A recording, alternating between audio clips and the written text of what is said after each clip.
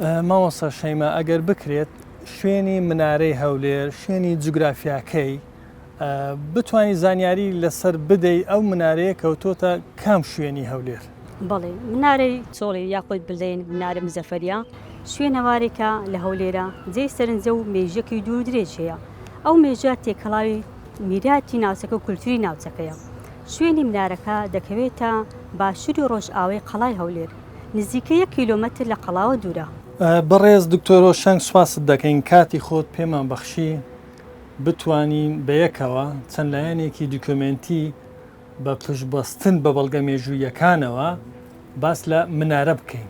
جا پرسیارەکەی ئێمە دەستپێک لەوە دەست پێ دەکا منارە چییە و بە تایبەت منارەی هەولێر؟ بەڵێ منارە بەگشتی لە هونەرێکی ئیسلامیە ڕێگەزێکی میعماری تایبەتە بە شارستانێتی ئیسلامی زیاتر بە مەبەستی بانگدان لە مزگەوتەکان کاتی خۆی دروستکراوە بەڵام بەر لەوەش بۆ مەبەستی تریش بەکار هاتووە بۆ نمونە لەسەر کەناری دەریایەکان منارە دروستکراوە بۆ ئیزاء بۆ ڕووناچی و ئاگدارکردنەوە لەوەی کەوا ئەو شوێنە شوێنی کەناراوە با بڵێن ئاگداری کەشتیەکانیان کردوتەوە بەڵام بەگشتی لە جیهانی ئیسلامی لە ناو مزگەوتەکان بۆ مەبەستی بانگدان و چکە خۆت دەزانی کاتی خۆی مکەبیرە و وەسائلی دەنگ بەرزکەرەوە نەبووە دەنگ بڵندکرد لۆیە زیاتر ئەو منارەیان بەکاری ناو لە شوێنێکی بەرز بۆ ئەوی کەوا زۆرترین خەڵک با بڵێن گوێبیستی ئەو کەسە بێ کە بانگ دەدا لە دوورترین شوێنیش